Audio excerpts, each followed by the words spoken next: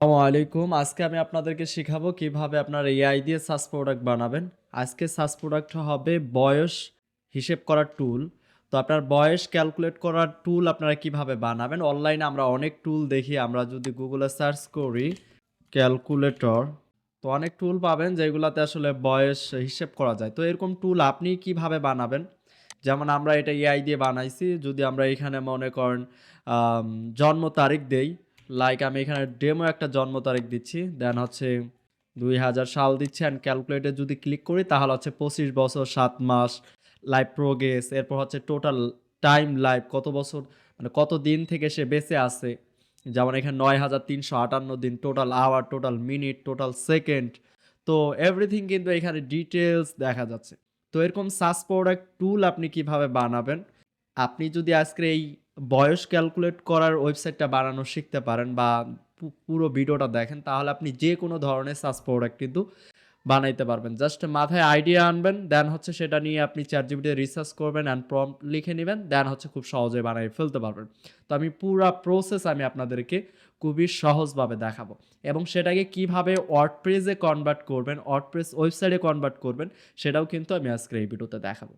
তো সর্বপ্রথম আমাদের যেটা করা লাগবে আমরা ChatGPT তে যাবো, যাওয়ার পরে এইখানে বলবো, একদম বাংলা ভাষায় বলবেন আমি, আর ইংলিশে বলতে পারলে আরো বেটার আউটপুট পাবেন। এখানে আমি বললাম যে আমি আসলে এইচ ক্যালকুলেটর ওয়েবসাইট বানাইতে চাই উইনসার্ভ এআই দিয়ে। এই টুলটা আমাদের নামাইতে হবে, ইনস্টল করতে হবে। তুমি আমাকে প্রম্পট লিখে দাও। আমি জাস্ট বললাম যে কোন এআই দিয়ে আমি এই টুলটা বানাবো।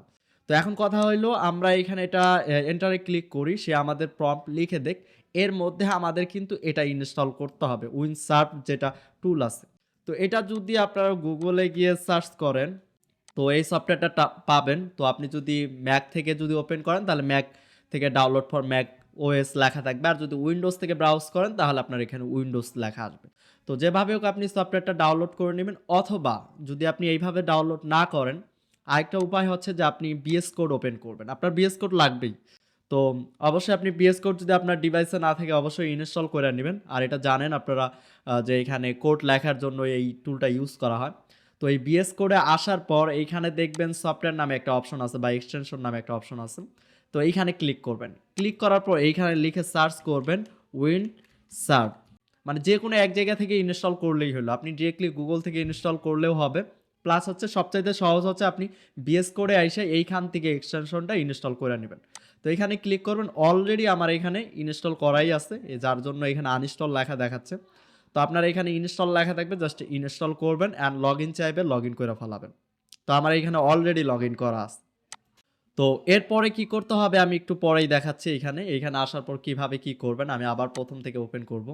তো এইখানে আমাদের দেখে আমাদের প্রম্পট লিখা হয়ে গেছে কিনা। তো এইখানে মোটামুটি প্রম্পট লিখে ফেলছে। তো যদি এখানে আরো এক্সট্রা কোনো ফিচার প্রয়োজন হয়, এক্সট্রা কোনো আইডিয়া আপনার থাকে, জাস্ট আপনি বলবেন যে এখানে এই প্রম্পটে আরো এটা এড করো। সেইগুলা অনুযায়ী সে কিন্তু এড করে দিবে। তো আমাদের প্রথম যে প্রম্পটটা লিখে দিছে সেটাই আমরা কপি করে নেই।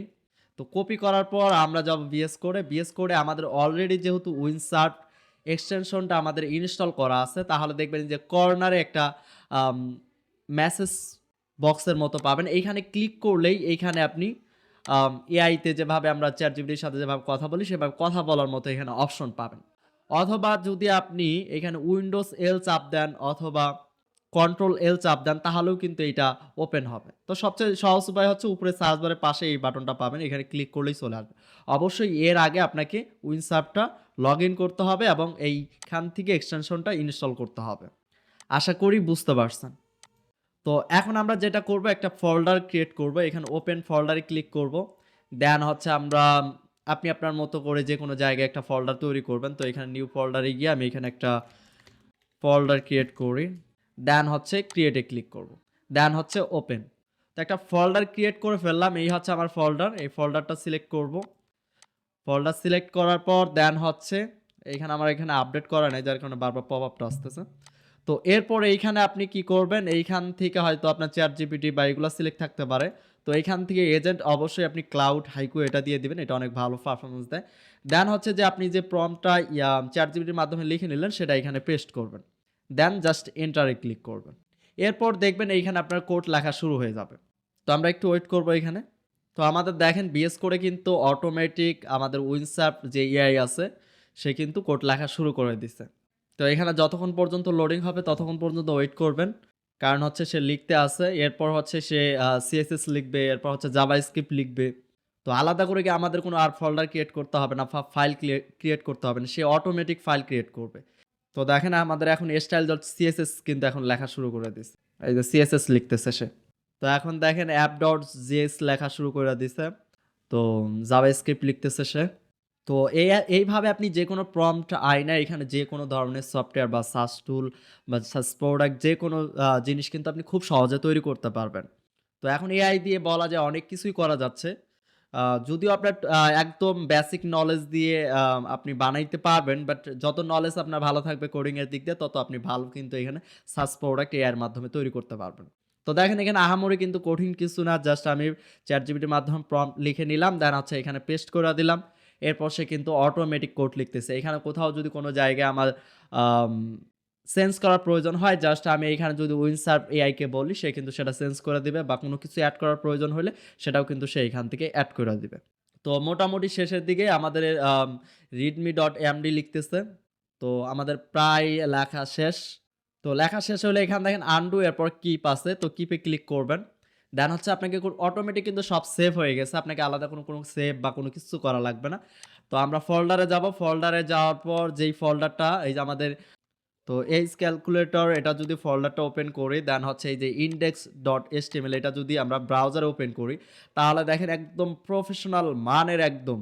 এর আগে যেটা তৈরি করছিলাম এর চাইতে বলা যায় এবার আরো পাওয়ারফুল অ্যান্ড হচ্ছে বেস্ট আউটপুট আসছে।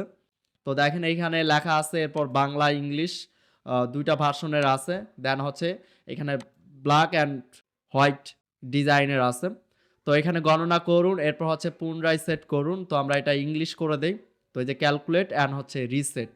তো অনেক প্রফেশনাল একটা কিন্তু ইউআই নিয়ে আসছে সে। দেখি এটা এখন আসলে কাজ করে কিনা এবং এটাকে কিভাবে ওয়ার্ডপ্রেসে কনভার্ট করবেন।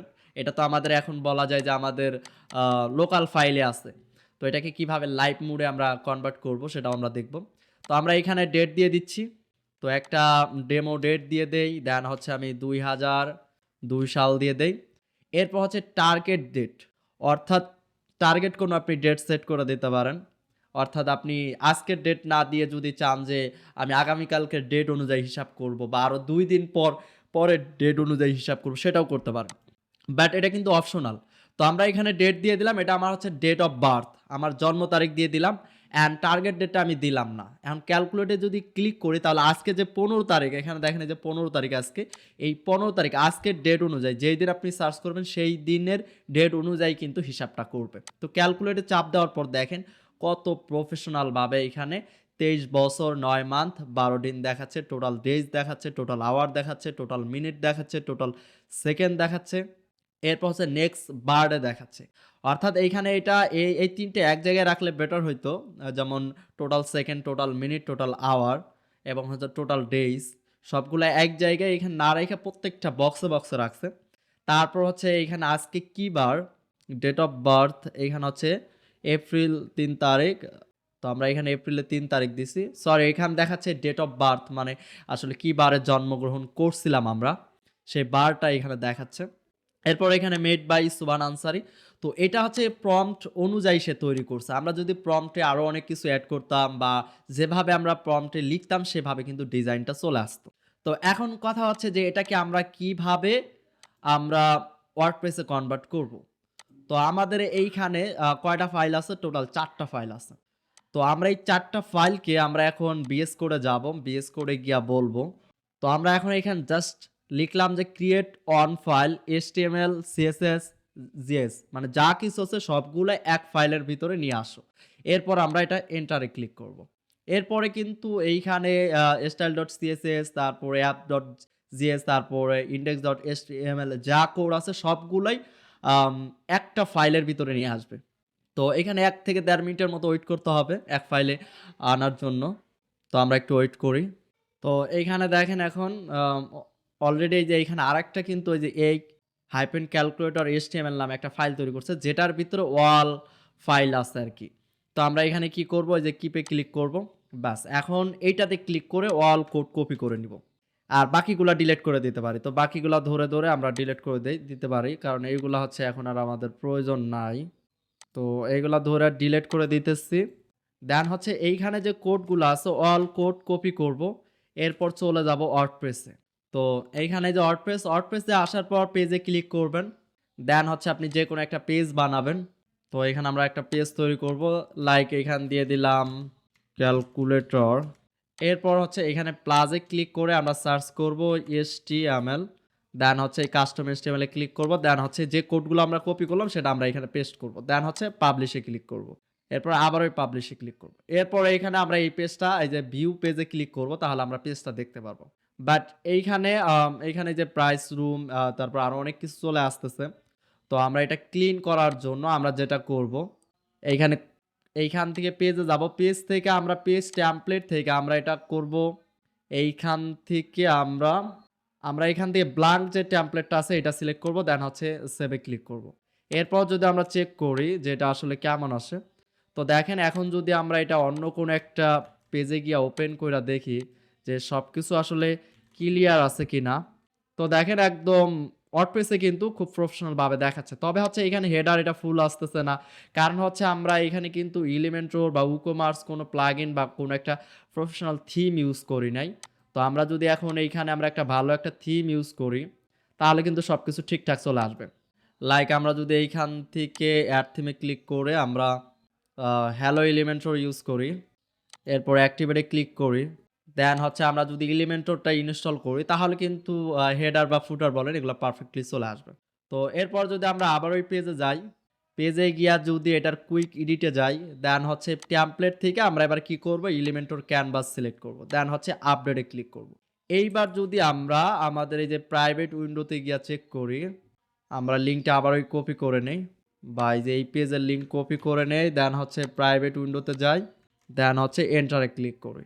তাহলে কিন্তু আমরা দেখতে পারবো এবার ফুল হেডার কিন্তু চলে আসছে এবং ফুল ফুটার চলে আসছে। তো এখন দেখি আসলে এটা কাজ করে কিনা। তো আমরা একটা ডেমো সাল দিয়ে দেই।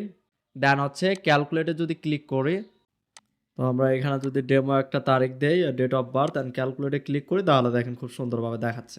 তো এটা কিন্তু ওয়ার্ডপ্রেস ওয়েবসাইটের মাধ্যমে আমরা করে ফেললাম। তো এভাবে আপনি ওয়ার্ডপ্রেস ওয়েবসাইটেও কনভার্ট করতে পারবেন খুব সহজেই। তো এছাড়াও আপনি চাইলে ডিরেক্টলি ডোমেনেও আপনি ফাইল ম্যানেজারে যদি ফাইলটা আপলোড করে দেন তাহলেও কিন্তু হবে। আমি যদি দেখাই আপনাদেরকে, তো যেমন এইখানে ফাইল ম্যানেজারে যদি আমি একটা আপলোড করে দেই, তো এটা হচ্ছে ফাইল ম্যানেজারটা যদি আমি দেখাই আপনাদেরকে একটু। তো যেমন এটা হচ্ছে ডোমেনের আন্ডারে যে ফাইল ম্যানেজার ওপেন করে যদি আমি এই ফাইল ম্যানেজারে যদি আমি ইন্ডেক্স ডট HTML যে ফাইলটা আছে সেটা যদি আপলোড করে দেই তাহলেও কিন্তু হবে। যেমন আপলোড, এরপর হচ্ছে ফাইল, এইখান থেকে আমরা যদি এই যে এই ফাইলটা যদি আমরা আপলোড করে দেই এখানে, এখন যদি আমরা এই ডোমেনে ভিজিট করি,